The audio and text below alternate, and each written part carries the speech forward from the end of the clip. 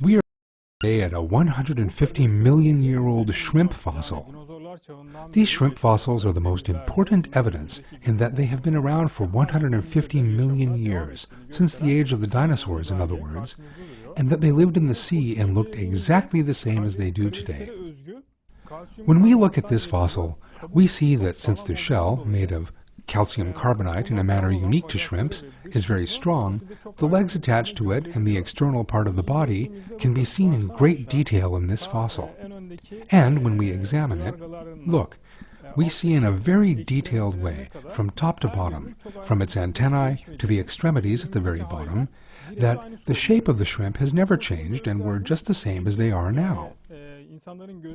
One feature of this fossil is that it easily addresses the human eye and allows us the possibility of looking at it very closely in a display case. When a fossil is found, it can be cleansed of any irregularities around it through the process known as moulage, or a coating applied to the upper surface. In this way, the fossil stands out better in its own surroundings, and when we look at it, it is now set out before us very clearly. Now that scientists have taken such trouble with it, we look at 150 million years ago and look at the present day, and we can see the difference between this fossil and a shrimp living today.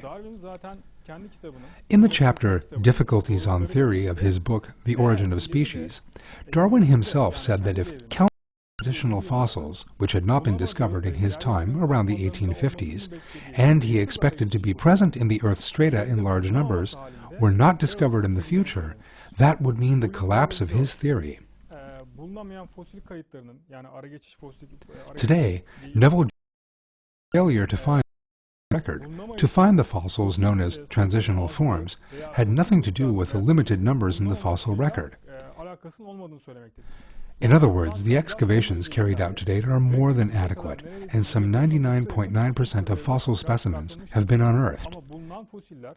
But when the fossils discovered and specimens living today are examined, there is no trace of the transitional forms that should have existed.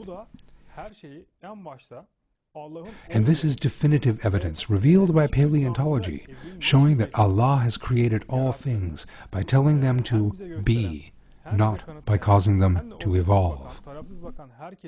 Hemen kabul edebileceği kadar net deliller bize paleontoloji tarafından sunulmaktadır.